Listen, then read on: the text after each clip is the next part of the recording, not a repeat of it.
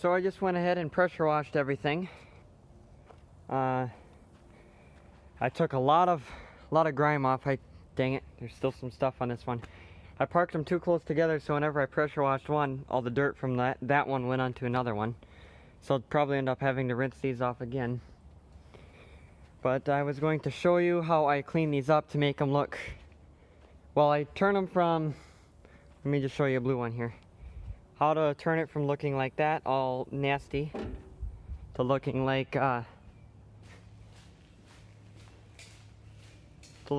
this. Let me show you. So you take one of these and you just scrub it down just a little bit, as you can see where I went already. Turned it from this nice, or this nasty, just grimy stuff over to this. It's basically like real fine sandpaper. So what you want to do is you want to just wet it down a little bit, and then you just scrub it. You can already see the filth coming off.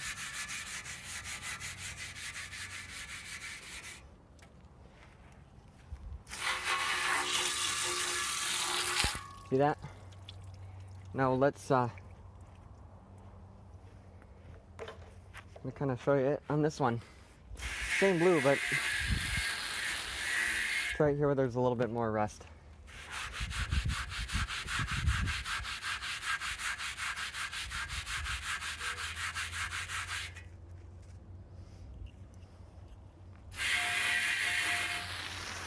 See, same type of deal there. Now let's try it on yellow, and I'm already gonna get the silver kind of full of it.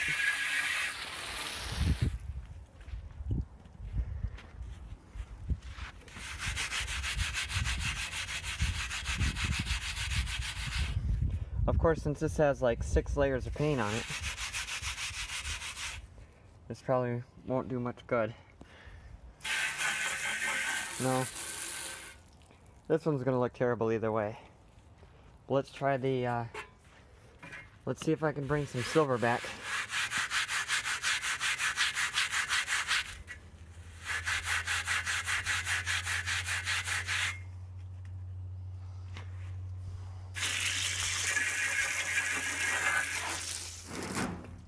Just a little bit. So I'm gonna go ahead and clean up all these.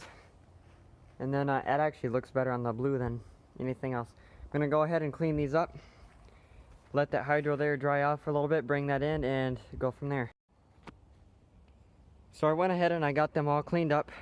The orange one and the yellow one here, I didn't really do anything on because they didn't do anything.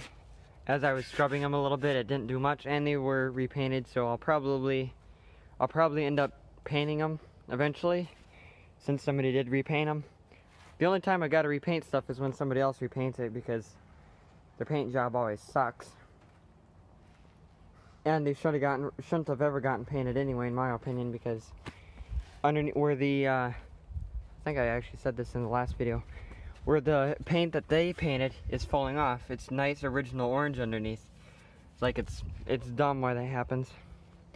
The blue ones, however, came really nice. It went from being really terrible to looking really good. This one I couldn't get the front, so when I get that front axle put on, I think I'm going to basically redo it and do some more on it. Silver ones didn't come very clean. I see this side of the hood's a little dirty. The paint actually turned white on these. You can see where it's actually silver there. And then it turned white, and there's like pieces of fiberglass actually hanging through. I was able to get that a little better. There's a little bit of silver kind of peeking through the rust. Some silver there. Not the greatest. Most people would probably repaint it, but I'm not gonna. I've got plenty of repainted tractors. I don't need any more. This, to me, this has a nice rusty and cool look to it. The other one kind of the same deal. This one, of course, I didn't do as much since it is on the forklift and I couldn't really get to it. So I'm gonna get that hydro rolled in and probably tipped on its side and see if I can get this hydro lever unstuck, because I can't move it at all. So I went ahead and got it pushed inside. This is actually the next day.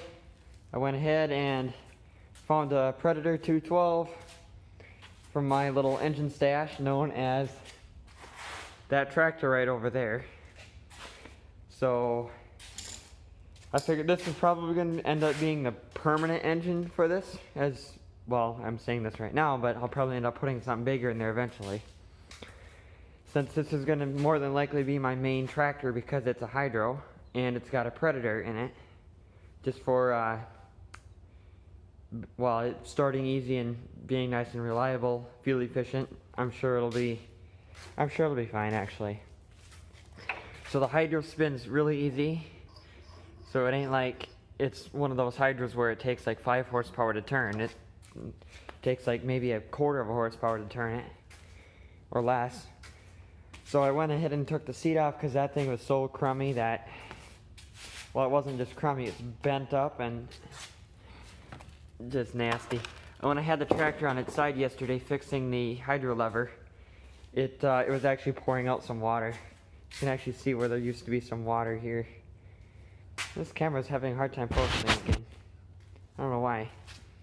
So as you can see now, it actually moves all the way, both directions, real nice.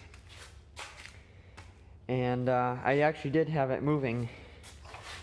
Actually, before I unloaded it out of the trailer, I was able to manage to push this back a little bit. And I pulled this by hand, and it was actually moving in reverse. So I thought that was kind of cool. So what else?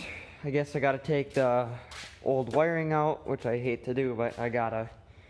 The battery tray, so I get another battery tray, and then the gas tank. So gas tank, I know these are worth something if they're not rusty on the inside. I can't even get the cap off.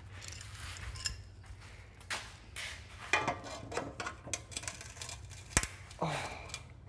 And I know where this machine was parked for many years, so I'm not really expecting a whole lot of good stuff to be underneath this fuel cap. Dang. Well, maybe I can get it off with both hands. So what I'm gonna do is I'm gonna get all this stuff here taken off, and then that engine put in, maybe the hood put on, and then I'm gonna have to figure out how to get that tire off because the bolt is all stripped out. And then I'm gonna come back for putting some fluids in the transaxle. So a lot has changed since the last little clip. What did I do? I got the hood on, the engine in. It's all bolted down solid. Actually, I got all 4 bolts in this time. I went ahead and I put a little cushion thing, or I don't even know what these are called. Just a little handle on the hydro lever. Found one of my seats that I got the other day, so I'm going to put that seat on it. Camera's doing that again, dang it. So I'm going to put that seat on it, and then, well, I guess because this other seat's all crummy and bent up and bad looking, so change that out.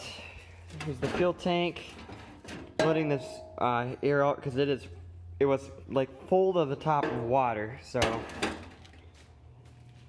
decided to have that air out. Battery tray, somebody decided to modify that.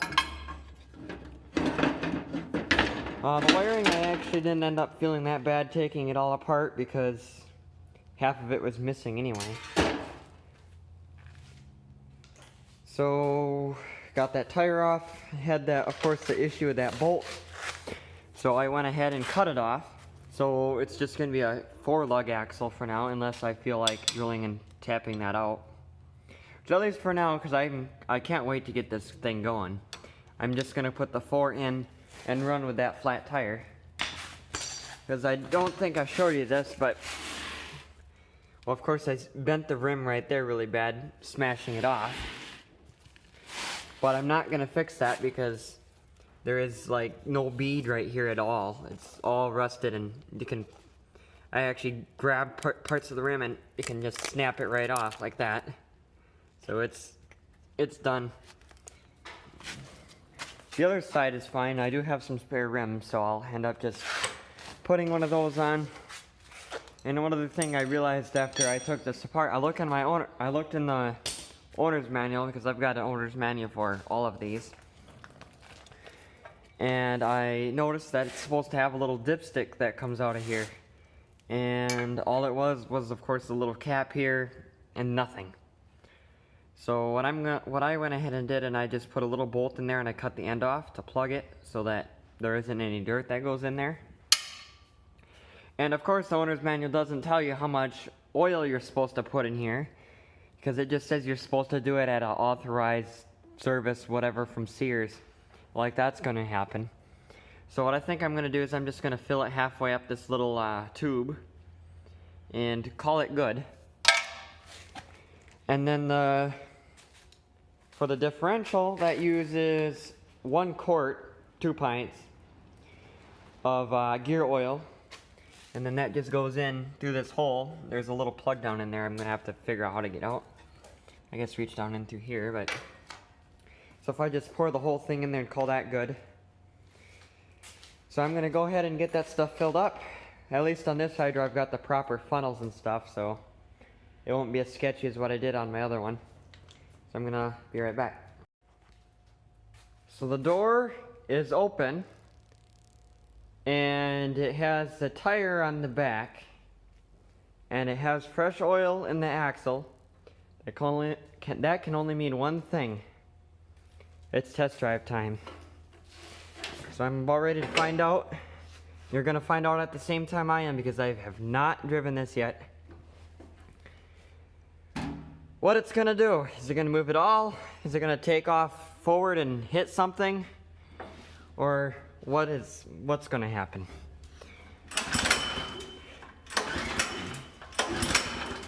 Or is it not gonna start?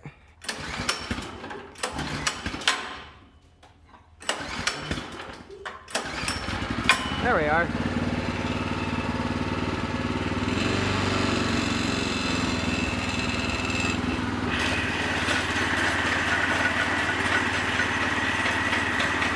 Oh, it moved.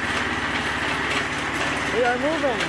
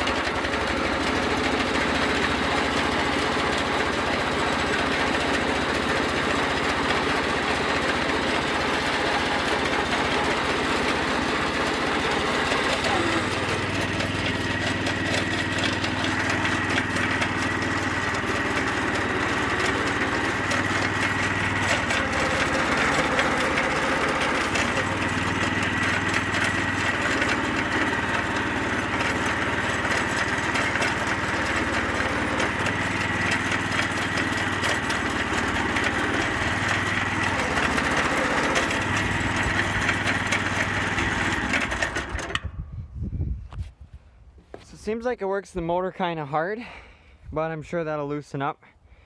And it makes this really bad, just grinding sound. So I'm thinking it's just all rusty in there from sitting with nasty oil mixed with water, and it just needs to get ran, and I'll probably end up changing it.